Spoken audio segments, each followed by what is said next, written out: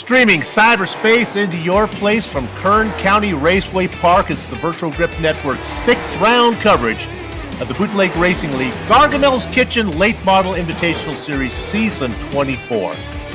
This BRL Late Model Series has a reputation of being predictable. And with one driver, that driver being J.R. Shepard, owning 17 of the last 20 championships, well, that reputation is well deserved. But the results so far of this 24th campaign has many questioning whether the sun will actually rise tomorrow, because after 5 rounds, there have been 5 different winners. Shepard, along with Aiden Young, Brian Dean, Matt Hoos, and Kenny Kibbe, have all been first to the checkered flag at least once this season. But Kibbe has managed to surround his win with top 5s, putting him at the top of the points by a comfortable 30 markers. But with a rules package that does not include fast repairs or drop rounds, a 30-point cushion at the halfway point of the season is far from secure. Stir in the fact that tonight's venue has never hosted a BRL late model event before, and you've got yourself a recipe for drama. So pull the lever on the Lazy Boy and get ready for the simulated short track racing action that's about to stream your way. From the hometown of country music singers Buck Owens and Merle Haggard, a warm Bakersfield hello and welcome on this Saturday night, November 4th, 2023. Ricky Harden-the-Wall Harden joins yours truly, Bill Soupson, high up in the VGN broadcast booth to bring you our Word's Eye View. Replay Ryan Seneker, as always, turning the knobs and pushing the sliders. All right, Ricky, last night you and I soldiered through a rather jaundiced event for the modifieds. Do you expect the late models to give the drivers the same type of problems? I think that the late models will be a lot better tonight. What we saw last night, the SK modifieds were very sketchy, to say the least, especially in that bottom groove. But in the late model stock, I think that we can see a little bit better side-by-side action and the cars being a little bit more planted in the corners. It's not a one-lane dominant track. It can be hard to complete passes because when you get side by side, both lanes work fairly equally. So that's going to be something to watch tonight, and something to ask the drivers about if that's what they're feeling. You heard Ricky talk about things being sketchy. You know, when you're cooking a meal, you don't want your heat source to be sketchy. That's why you want to deal with our sponsor, Gargamel's Kitchen. They are a high-quality food-grade nitrous oxide provider located in Denver, Colorado, and a proud sponsor of the Bootleg Racing League.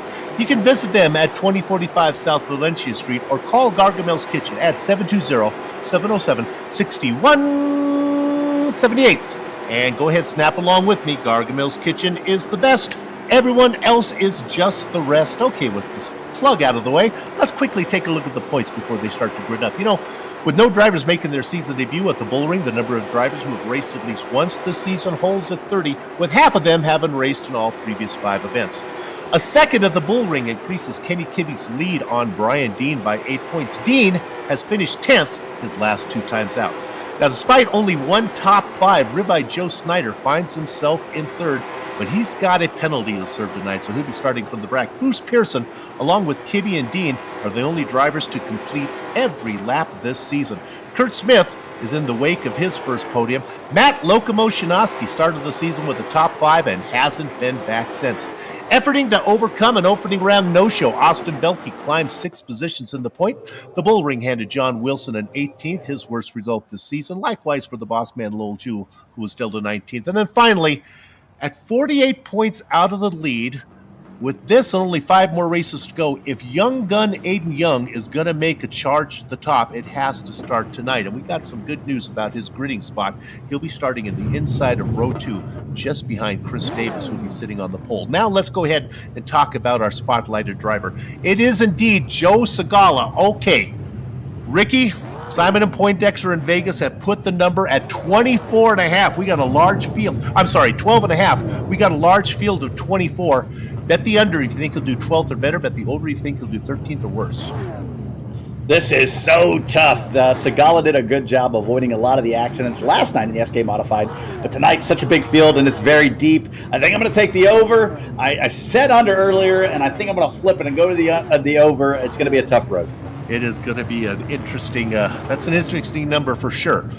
Okay, let's go ahead and give you the grid. We're going to hustle through this because we got a large one. It is indeed Chris Davis sitting on the pole with Bruce Davis outside of him on the front row. Starting in row 2, Aiden Young in the 69 machine. Joseph Snyder in the 39. He's going to have an end-of-line penalty, though. Donnie Moore and Brian Dean, who has a win, go 5 and 6. Starting in the 7th spot is Todd Liston in the 87. Matt Shinosky in the 31. Jeffrey Harden and Ruben Altice will fill up row 5. Starting in 11th position, J.R. Shepard in that 98 car. Austin Belke in the 24. 2 guys to watch.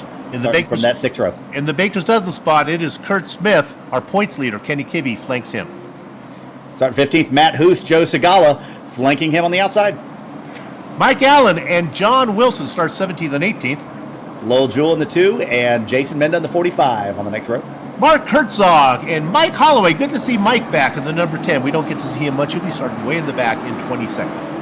Rounding out the field, the 32 of Trey Bloom and Adam Shane in that 79 machine, start 24th. Shotgun on the field.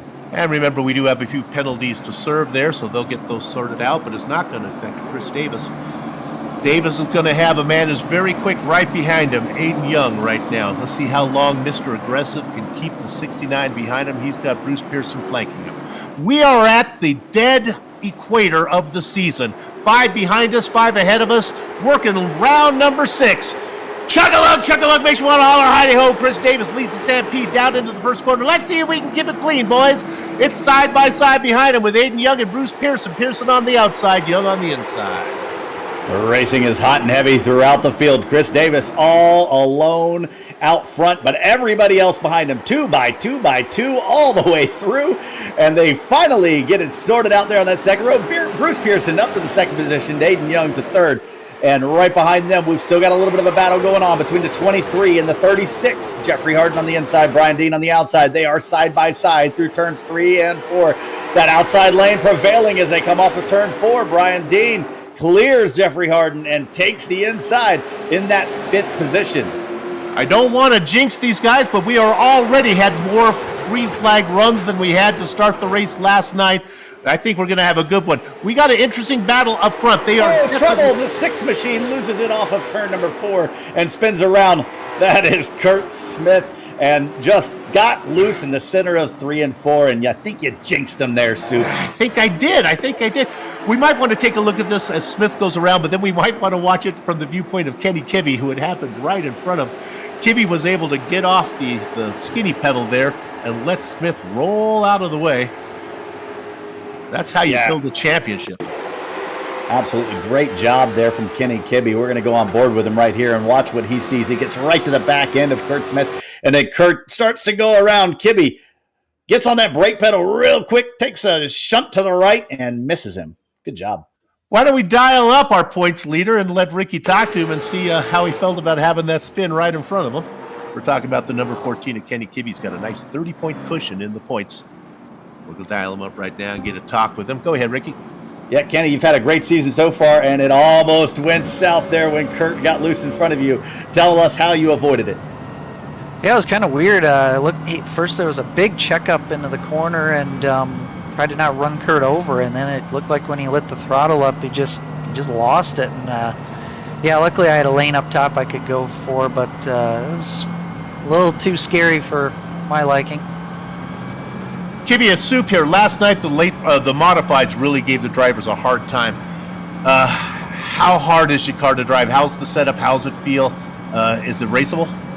Yeah, it feels okay. Looks like I don't think the top side's going to really fare very well so far, but it seems to be pushy on entry and then kind of loose off. But I expect it to build tight later on, but we'll see. All right, Kenny, good luck. We keep an eye on you. Up a few spots already. Thank you. I'll tell you, based on interviews, Kenny Kibbe is the guy I want to be when the Poseidon turns over. I want him as one of my shipmates there. He seems so calm. Yeah, Soup, the ship is turned over. We have capsized, but we're going to climb our way. We're going to get over it. We're going to get out of it. Climb our way to the propeller. It'll be fine. Yeah, it's interesting to hear him talk about the top lane. He doesn't think that that's the place to be, but we did see Brian Dean make a pass in the top lane, and Todd Liston make some ground on the top lane as well. So interesting to hear that. I think what he may be referring to is that the long term, that may not be the solution, but maybe out of the gate, if you're being a little bit more careful on the bottom lane, that top lane can pay dividends. Kibbe up 5 spots. We have a couple big movers also. Trey Bloom is up 7.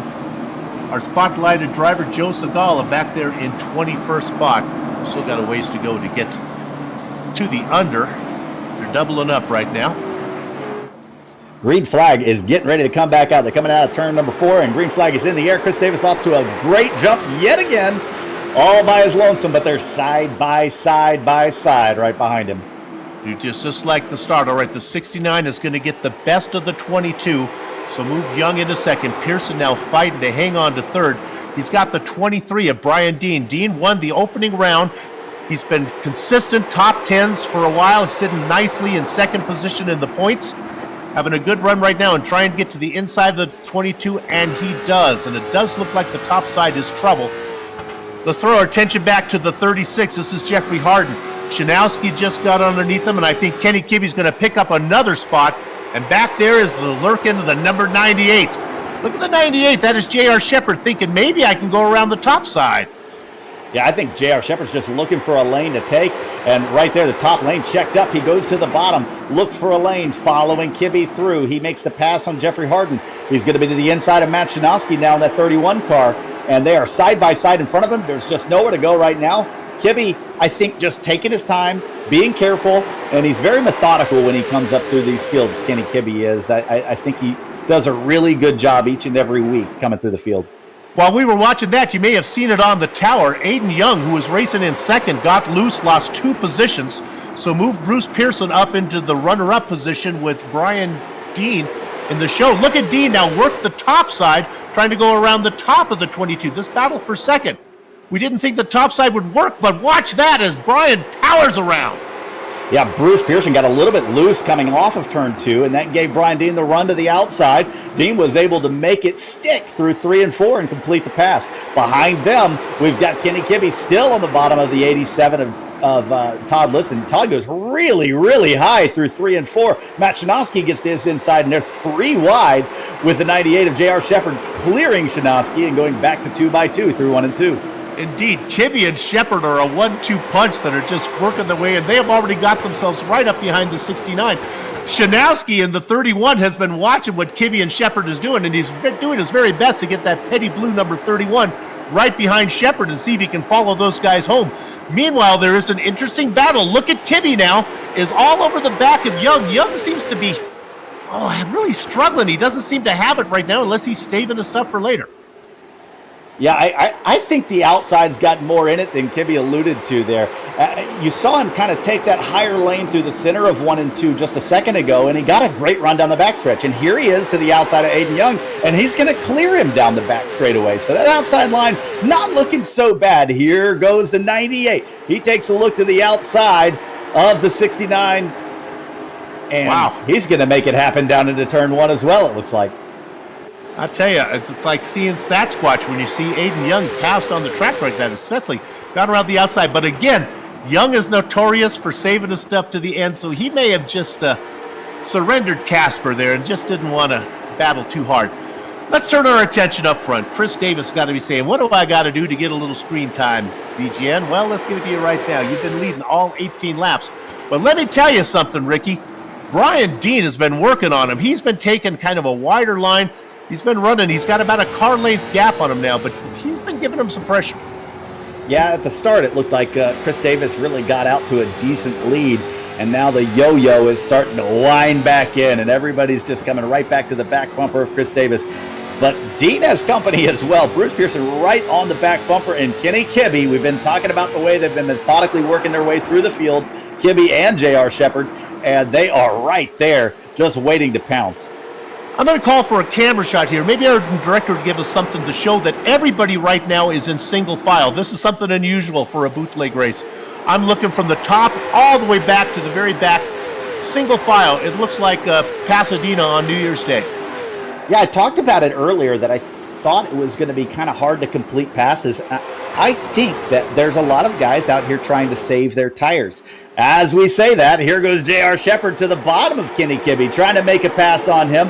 Not going to have the run he's looking for. Kibbe to the bottom of Bruce Pearson, gets a little bit out of the gas, and sideways going down into turn number 1. Hangs on to it, but he's got J.R. Shepard looking to the outside down the back straightaway. If I know Shepard is willing to save his tires, but if he has an opportunity to pass Kibbe, he's got to take it. And right now, this is interesting. You got Kibbe on the inside, you got Shepard on the outside, and ahead of him, you got the 22 of Pearson, who's kind of be racing in the middle. These guys may be side by side for a while. Yeah, and there may be nowhere to go when you have a guy running in the middle like that, but still, side by side, dead even through 3 and 4, but J.R. Shepard with the big run, it almost looks like Kibbe let him go down the front straightaway, maybe thinking, I need to save my stuff a little bit more, and there's going to be another opportunity to get back to J.R. Shepard. We saw the 14 power around the 69, and now we've seen the 98 power around the 14. All this going behind Mr. Aggressive. I don't know how aggressive he needs to be, the number 7, Chris Davis. He's led all the laps, quarter of the race so far. He's got himself about a 3-car length cushion on the opening round winner, Brian Dean. Dean sits second in the points, and then Kibbe, back there racing at 5th right now, is your point leader. Yeah, I would say that Chris Davis has looked anything but aggressive in this race. He's looked smooth as glass all night long so far, just maintaining that gap. Further back for the 3rd position, Bruce Pearson gets a little bit sideways off of turn 2, and J.R. Shepard to the inside. He's going to try to take that position coming off of turn 4. Can he get it? Bruce Pearson gets a little bit of a run down the front straightaway and pulls back alongside J.R. Shepard. But in 1 and 2, Shepard gets a great grip around the bottom and comes clear of the 22 machine. Kibbe trying to follow him through. The good news for Pearson is he's racing up front. The bad news is the train is coming. No, it's not. Holy moly, the 22 gets on the tracks and cuts down right in front of Aiden Young and able to secure, will stop the bleeding as he's going to lock into 5th spot. Yeah, Pearson looked like he backed off a little in the middle of 3 and 4 and tried to get to the line, but Aiden Young's going to peek to the inside anyway down here in turns 3 and 4. They're side by side, but in front of J.R. Shepard gets sideways. He spins out on the front straightaway. J.R. Shepard from the 3rd position just looked like he got loose. Did he get any contact from Kibbe there? I don't think so. I think the car just goes around. Kibbe's getting an eyeful of spins tonight. Man, they were very close on the entry of turn 3, but I do not see any contact. Here's the replay. You see Kibbe back off, and Shepard is already starting to get a little bit of over-rotation there, and it just never stops rotating, and he goes all the way around, but no contact for him. Everybody avoids him. He stays out of that inside wall, and no worse for the wear, but he's going to have to come back through the field. Usually when you have a car spinning from 3rd position in front of a Bootleg Racing League field, you're going to get a massive car pileup. Because of the dynamic of the racing line, everybody was single file. And so when Shepard spun off to the inside, the whole train just went around the top without an issue. Yeah, let's pull J.R. Shepard up here and talk to him about that incident, see what happened from his perspective. JR, we saw you get a little bit loose there, and it looks like you were able to avoid contact, but tell us what happened there. I'm not real sure, to be honest with you. I know it looked like out of the corner of my eye, the Kenny was trying to get to my inside there, so I tried to throttle up to avoid contact, and the rear end just got extremely light, so I don't know if he's just close enough to take the air off or what, but yeah, it was unexpected. JR, every driver we talked to says the bottom line's the place to be. Nevertheless, we saw you and Kibbe power around the top side. Looks like the top side has a little something, huh? Yeah, the top side's good if you're side by side. It just kind of depends on which line's going. Sometimes the bottom goes and sometimes the top goes. Just depends on what's going on in front of you. All right, well, we've seen you have bad cards dealt to you before and you're able to still win the hand. So you're back in 20th. You got 67 laps to get there. Good luck. All right, thank you. It's going to be fun watching JR work his way through this field. And I think that we saw a lot of single file driving there, and maybe a lot of guys protecting their stuff, but it makes me wonder how hard it's going to be for him to get through this field. Yeah, well, I imagine he might be able to get through the field, but kicking off drivers like Segala, Holloway, Allen, Bloom, and Shane, a little different when you get up to the front and you're dealing with Kibbe and Belke will be up there, and of course Davis and Dean up in front. All right, we're going to be going green here again, working lap number 35 when they go under the green flag. He's led the whole way, Chris Davis. He gets a good jump. Now it's going to be interesting to see what Dean can do. Kibbe's really going to want that second position, and Young is going to want to follow him through if he can. Dean's going to have his really work cut out for him. Maybe Dean's best friend might be the line that Davis takes. And look at this. Kibbe is in no hesitation to try to get underneath the 7. Yeah, Chris Davis goes to the outside line. It looks like he's thinking that he can protect the lead from the outside line. Kibbe rolled the bottom so well through 1 and 2 on the first lap after the restart right there. Let's see if he can do it again. He gets a run at the back side of Chris Davis, but not enough to get there. Chris Davis continues to lead him down into turn number 3. But behind them, Aiden Young still on the inside of Brian Dean, not able to clear him. Look at this. Kenny Kibbe to the top of Chris Davis for the lead. That was unexpected. He tried it underneath. Now he's going to try it on the top side. What my dad would say, working both sides of the street like a jaywalking milkman. Now they're side by side. J.R. Shepard said the top is not so bad when you're side by side with somebody. Davis gets a little bit loose. Kibbe's going to get credit with leading that lap. Let's see if he can finish the job. Side by side through turn number 2, off the back onto the back straightaway. Chris Davis got a little bit sideways, and Kibbe was able to make the pass. Kibbe to the lead. Chris Davis falls in the line in second place, but Aiden Young's got a run at him coming out of turn 4. Looking to the inside. Is he going to be able to get there? Don't think he will. Chris Davis going to close the door. Man, that was close. Aiden Young really had to get out of the throttle. Now Brian Dean's going to look to his inside down the back straightaway. Young's going to lose momentum. That's going to open the door for Dean. Once Dean gets the 23 in there, he's going to try to work really hard. Back there in the popcorn position is the 87 of Todd Liston. Looking at those guys battle. Liston looks to have some stuff going on. There's another good battle as Shinoski gets to the inside of Pearson. Pearson begins to drop in the standings, but he was racing up front for a while. Now the bloom is off the rose. Let's set the table for you. It is Kibbe. It is Davis. It is Young. It is Dean. And it is Liston. There's your top 5. And all of those guys are single file up there now. But behind the 22 of Bruce Pearson, we've got the 70 of Ruben Altiz. Ruben Altiz looking to the inside of Pearson, not able to get there. I just saw Jeffrey Harden looking at Ruben Altiz there on the back straightaway, trying to get a run on him, and he didn't get it. Further back, there's J.R. Shepard on the inside, making his way through the field. He's under Lowell Jewell right now, coming off of turn number 2. This is the first side-by-side battle on the track, back for 13th position, 12th and 13th position, and J.R. Shepard makes that pass, gets up into the 12th position, and he is clear, looking for more. When we talked to J.R. Shepard under yellow, he was racing at 20th.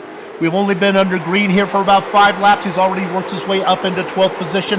Next on the hit list for him is Mark Herzog. Can we get a little love to these guys in the 79 and the 57 of Herzog and Adam Shane?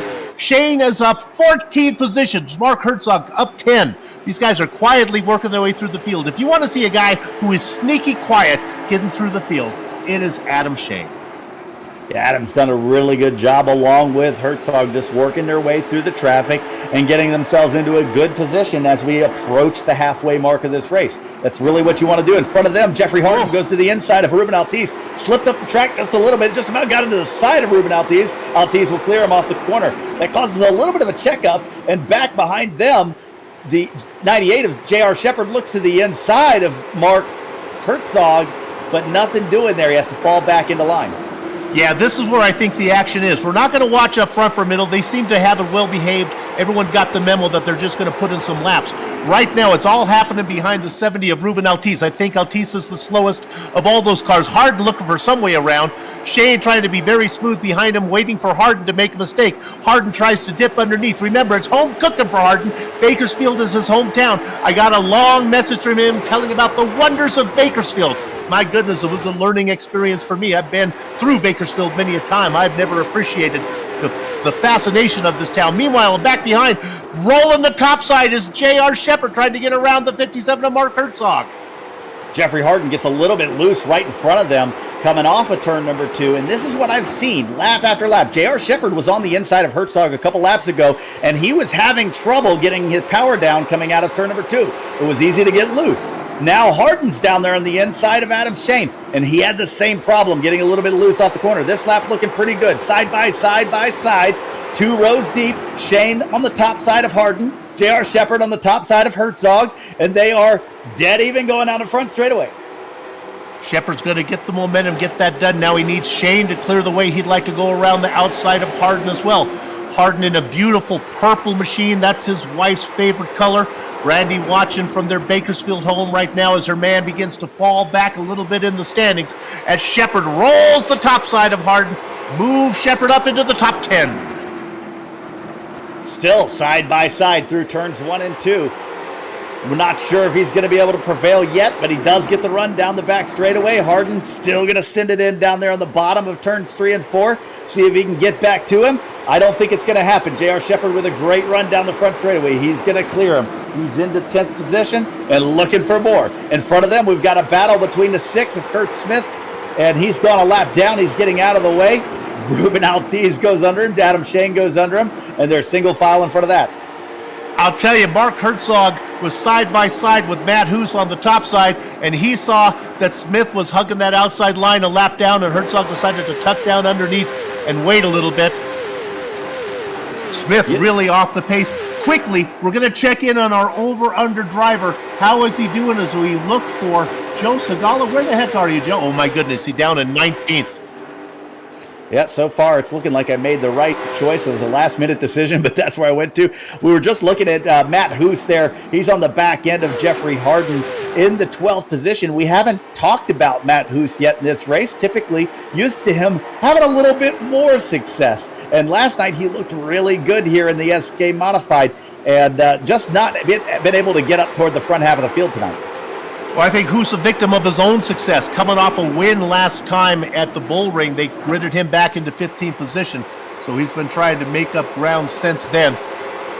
Oh my, what a totally different dynamic that these late model cars are putting on than the modifieds. I don't want to give any spoiler, give you a spoiler alert if you want to watch the Friday broadcast, but well, if you do, make sure you have some snacks with you. Let's look at the 89, the 98 of Shepard as he rolls around the top side of Shane. Yep, he got to the outside of Adam Shane there through turns 3 and 4. He's still on the outside in turns 1 and 2. Having a little bit of a connection problem right there, blinking in and out, but that's okay. He's still side by side with Adam Shane. Not able to complete the pass quite yet, but they're dead even at the start-finish line. All this going on behind Kenny Kibbe, who is cooking with hot fish grease. By Bootleg Racing League standards, the gap that he has is miles and miles. Yeah, he has taken off. Chris Davis and Aiden Young are behind him, and there's not really a battle for second, but they have a gap over the rest of the field. You can see they have about 2 car lengths between them, and then there's another 10 car lengths back before you get to anybody else. It's Brian Dean running in the 4th position. Behind them, you've got Todd Liston and Matt Shinosky. Those guys are pretty tight. Shinosky right on the back end of Todd Liston, maybe trying to make something happen there to get into the top 5. Shinosky being very smooth. I talked about it in the opening. He opened the season with the top 5, hasn't been there since. Well, he's 1 spot away if he can get it on Liston. Liston, on the other hand, like to get a nice finish here as he's up 2 spots. Earlier we talked about Bruce Pearson. He's riding in the 7th position. We saw him bleeding some positions on the restarts, but he's found a spot where he could settle in. I do think the cars behind him are just a little bit faster. He's got Ruben Altiz in the 70, and of course J.R. Shepard, who's worked his way into the 9th position. J.R. is all over the back end of Ruben Altiz, looking to find a place to make that pass. Yeah, we have called enough of these races to be able to spot where the trouble's going to be, and it is the 22 and the 70. The 70 now looking to go underneath. I think Shepard might have got a little bit of the outside wall, has been racing the high side for a long time. Now Altiz trying to get underneath Pearson if he can. That's going to open the door for Shepard, who continues to be fast where they ain't. He's the only one who can run that line, and sometimes that's a good thing to have. Yeah, I'll tell you, I think he's gotten the experience under his belt in that top lane, and I think he can make the pass on just about anybody out there. There's a very fine line that you can run out there. I think it really wants to get tight on you on corner exit when you run the outside line, but you're able to pinch that guy down underneath. He makes the pass on Ruben Altiz. He's getting a run at Bruce Pearson right now. Where's he going to go? Is he going to peek to the outside like he's been doing, or try to get to the inside on Bruce Pearson? And I wonder if doing all of his work on the outside is not maybe saving a little bit of tires. As I say this now, he tries to get underneath Pearson. Saving a little bit, maybe not using up as much rubber if he was having to do it from the tight inside line. He gets that pass, moves Shepard up into 7th. And meanwhile, we got a battle. This is Shinosky, as he was able to get around Liston. We saw that one coming. Ricky, you predicted it. Yeah, we talked about that earlier. It looked like Shinosky was all over the back of Liston for a little while. Liston gets a little bit of the outside wall coming off of turn 2. I think that's really easy to do. This car wants to take off as you come off of turn 2. If you get just a little higher than the car wants to be, it can take off and go straight into the outside wall. It's a really tricky part of the track, honestly. We take a look at the leader, Kenny Kibbe. You know, in Switzerland, it's illegal to own just one guinea pig because they are prone to loneliness. Well, right now, Kenny Kibbe's got to be feeling a little lonely out there as well. Luckily, we're racing in California, not Switzerland, because he is all by himself. Somebody needs to run his credit card for minibar incidentals because he is checked out. I don't know how to follow that up.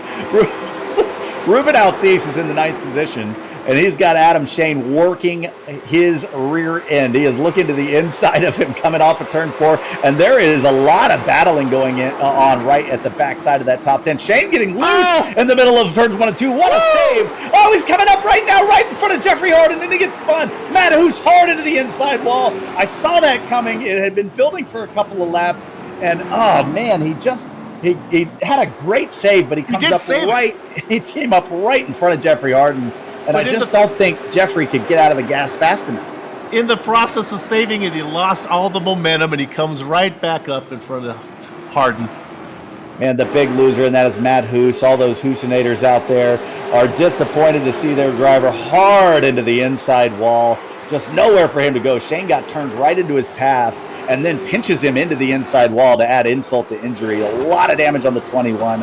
I believe he's going to have a lot of trouble having any speed throughout the rest of this race. Indeed. In fact, the 21 bringing it down into pit lane right now. Boy, that was a great camera angle there. Our director, Ryan Seneca, on the money as usual. I'm going to call the shot here. I want to talk to our spotlighted driver. We're going to bring up Joe Segala. He's back in 17th. He's been very quiet back there. Joe, it's soup. You are spotlighted driver. Simon and Poindexter put it at 12.5. You're being very patient. You got anything to pick up a few more spots? I'm hoping tire wear is going to come into play. When I practiced earlier this week, doing a 100-lap run, flag to flag, about 4 or 5 laps to go, my right front blew. So taking it easy tonight and really just going to see what we can get. Let's see who knows about the tires and who doesn't. We got you. Well, you know, Simon and Poindexter, we have a bonus over-under this week. They sent me the number 221 for your high bowling game. That's what they said. So I think the under. I can't imagine you have better than a 221. What's your best game? 300, and I got 6. 6 of them. Oh, somebody better check the lane for some oil shenanigans going on. Whoa, my goodness. That's some interesting news. All right, let's see if you can pick up a few more positions now. All right, thank you, Soup. 6 300 games? Impressive. Simon and Poindexter were off there. They need to do a little more research, boys.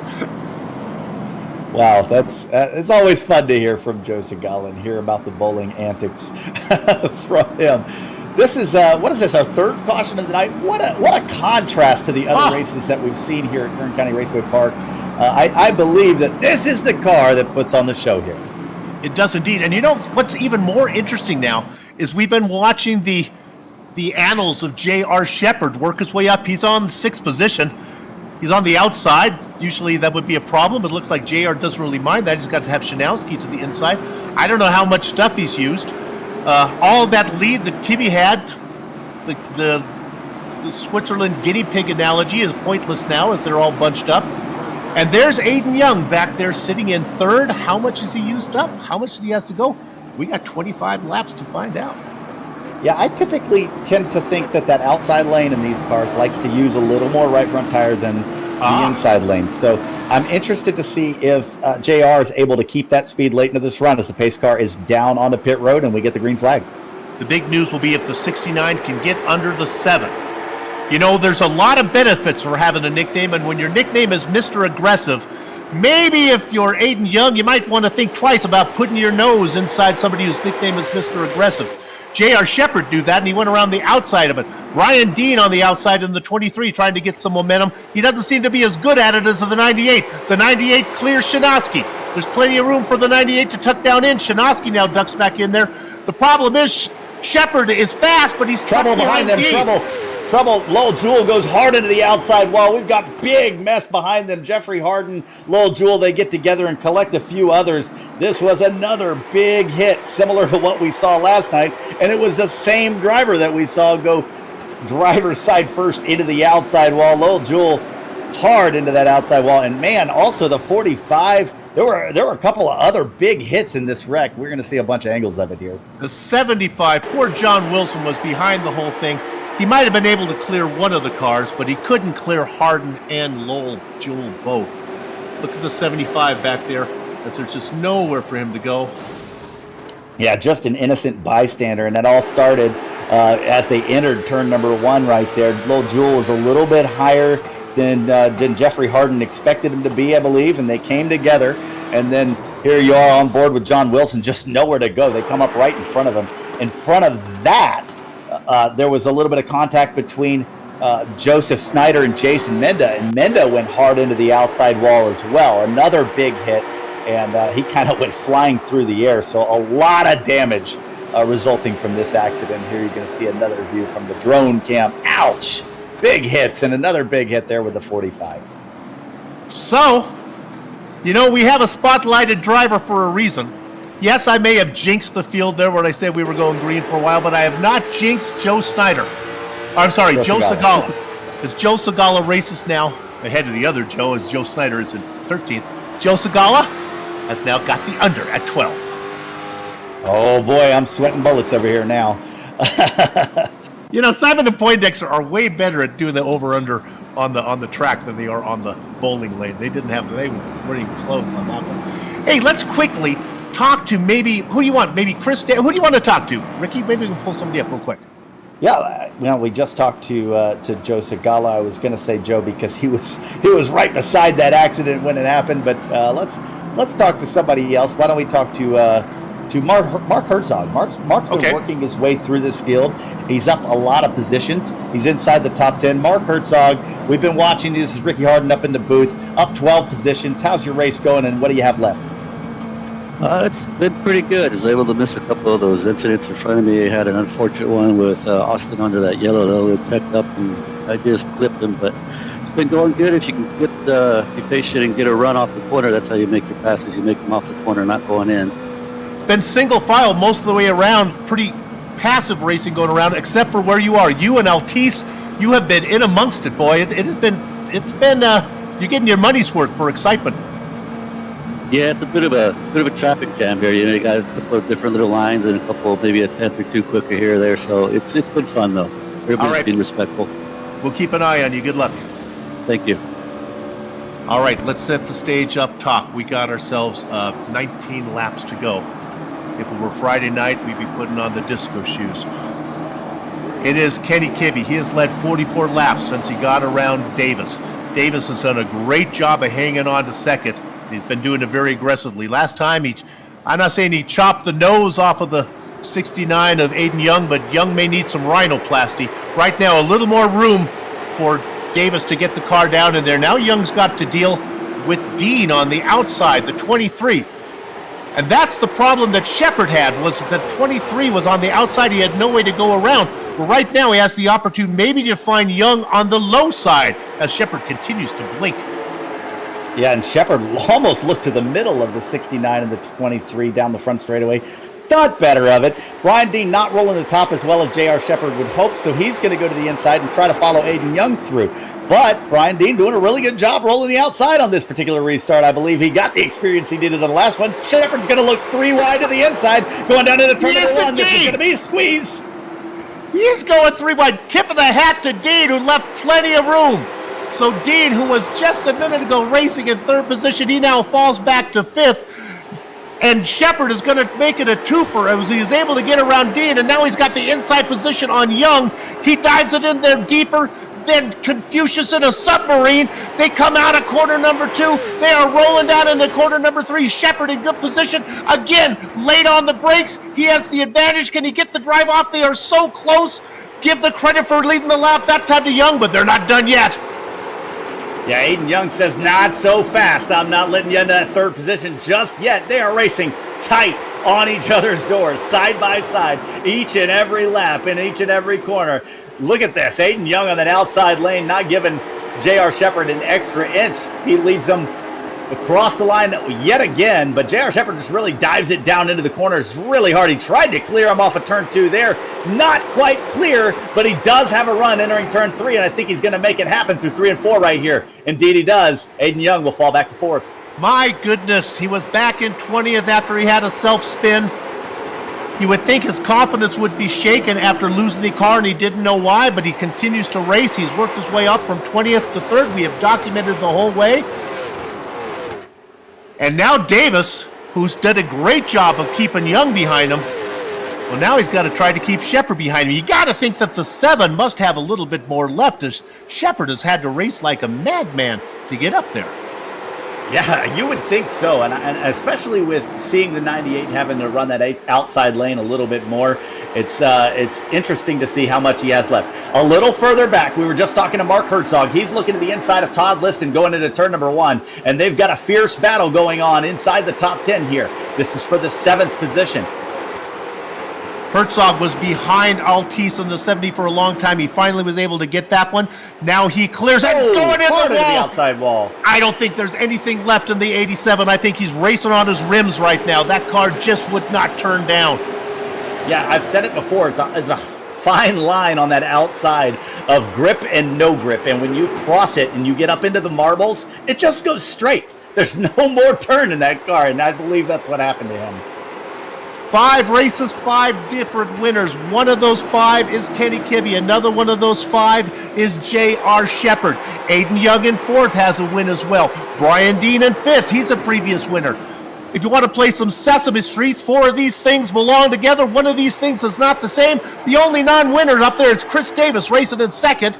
Can we get 6 different winners in a row? Davis says yes.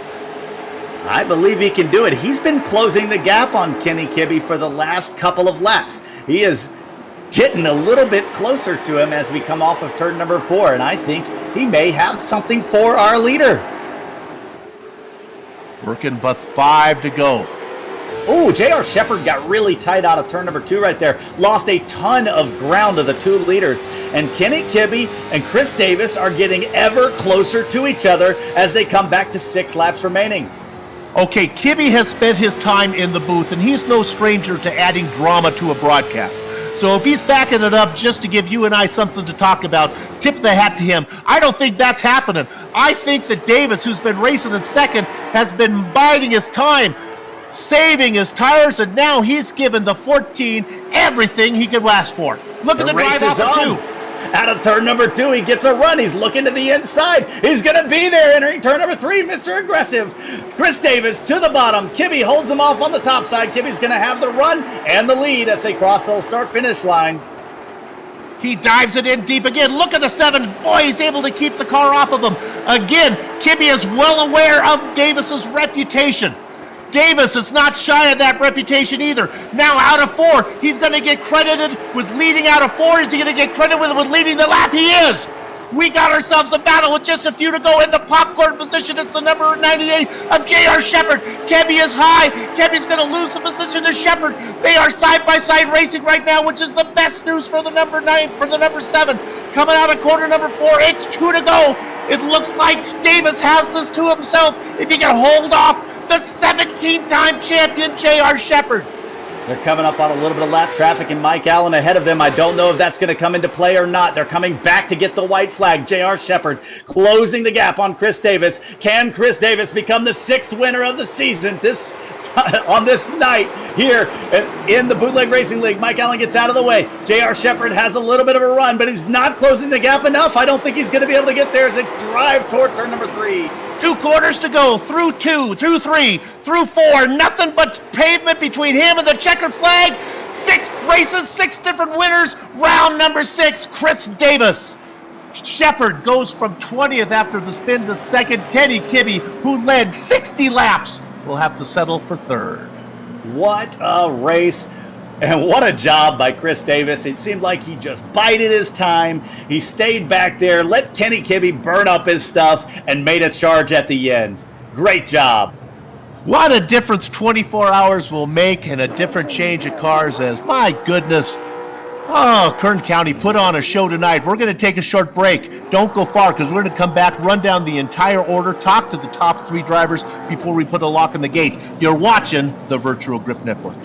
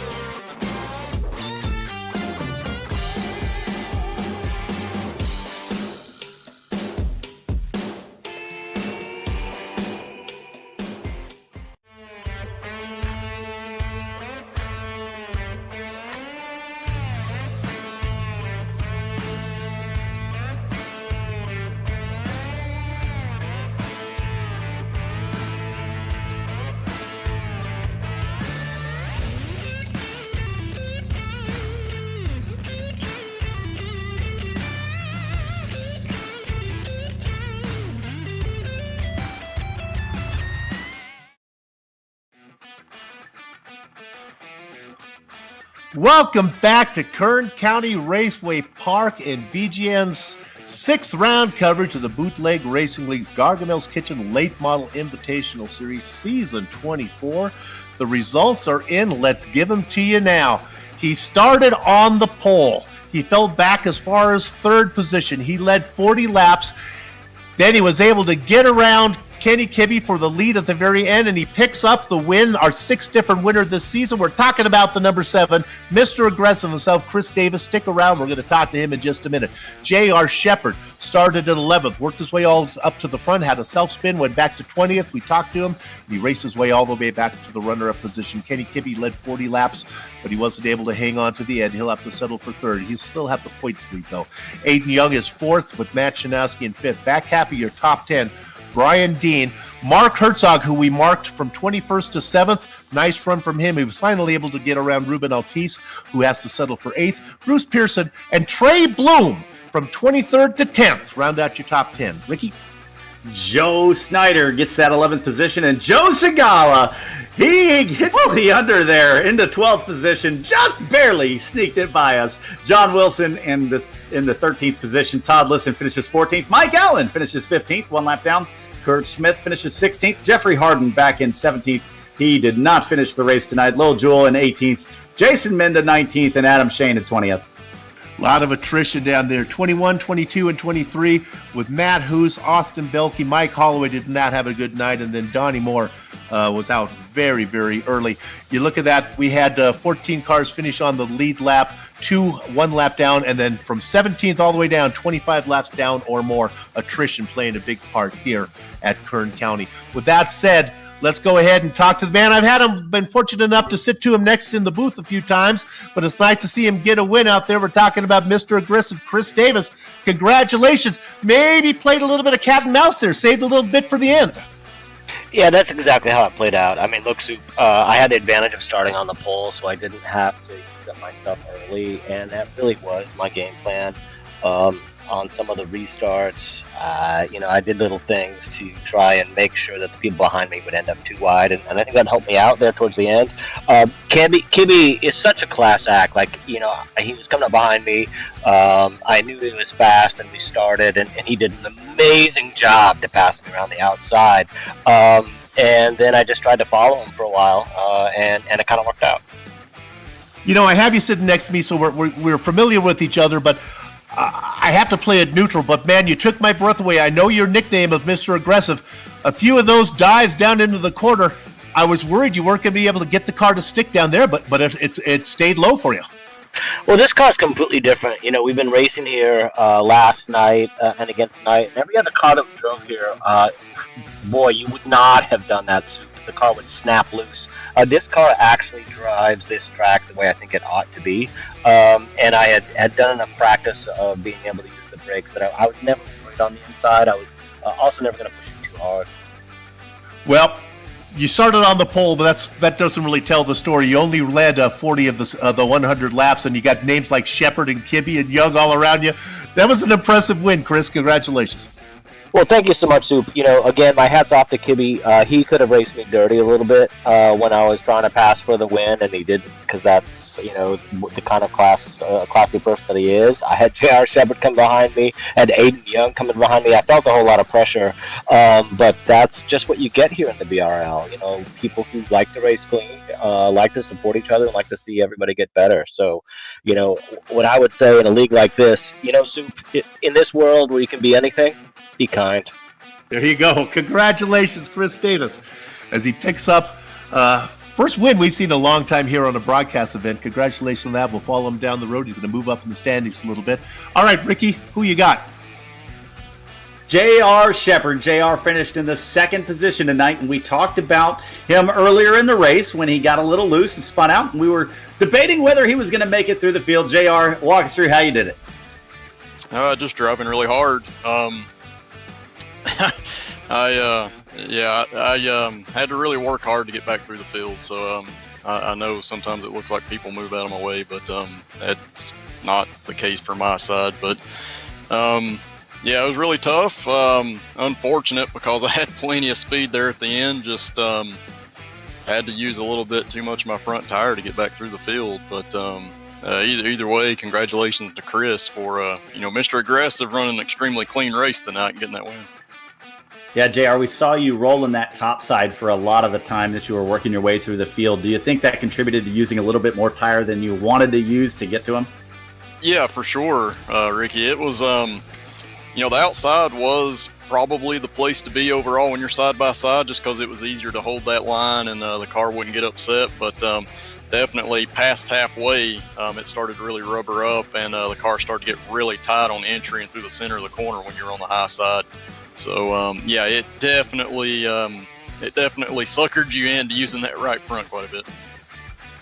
Well, nevertheless, a great charge through the field to get back to second position. Who would you like to thank tonight? Oh yeah, just thanks to the Bootleg Racing League for putting this on each and every week, giving us a place to run, and everything that you guys are doing up in the Virtual Grip Network booth. We appreciate you guys. I know it's hard work up there, and of course my team, Different Path Motorsports, and hopefully we can talk to you guys again soon. Thank you, JR. We'll catch up with you next time. JR Shepard putting on a great show tonight, and I believe that Soup has caught up with our third place finisher. That's Kenny Kibbe. That's really downplay what putting on a great show. JR Shepard certainly did put on the show. Kenny Kibbe, did the yellow flags cost you, or were you going to run out of stuff no matter what?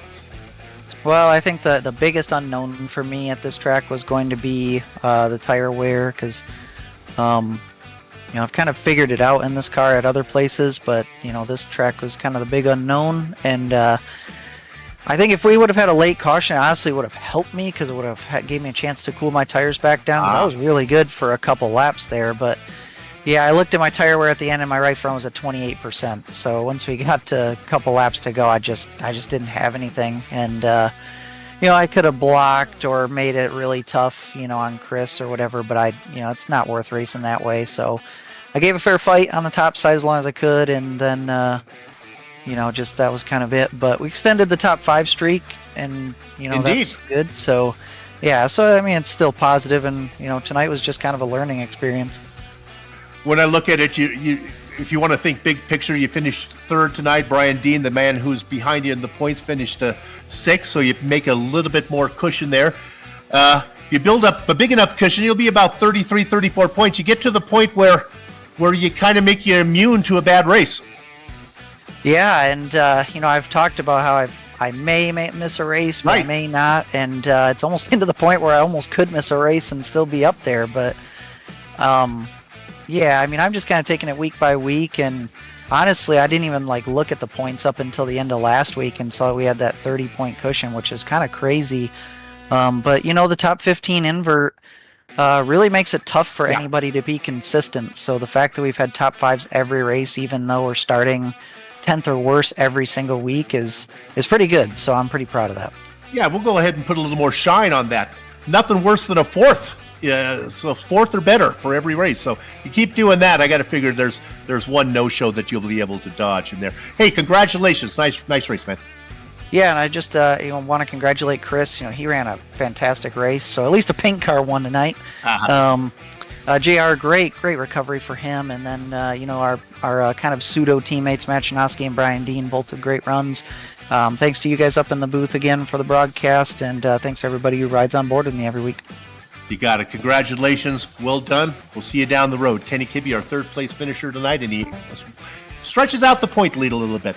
Well, stick around here for this final part, because this is always the best part of the broadcast. We get emails all the time saying we love the ending because Soup does such a professional job of it. Watch how quickly we close this thing out. If you like tonight's broadcast, well, we're going to be back here again, me and Ricky, next week, Saturday night, the very same time, very same place. And I can't actually read because it's South Boston Speedway. Oh, that's good. Everyone knows South Boston. You cut your teeth as an iRacer on that one. But before then, we interviewed J.R. Shepard. We interviewed Kenny Kibbe. Well, Austin Belke is going to be in the booth along with them, and they're going to call it the Pretty Good Racing League. That's going to be next week, Talladega Super Speedway. Oh, a Super Speedway. That'll be fun. You want to tune in for that one and make sure you have some stacks, because there'll be a few yellow flags. With that said, this broadcast, and all Posh broadcasts have been a production of the Virtual Grip Network. With that said, I'm going to go to the closet. Here's your fedora. Until next time, have fun storming the castle.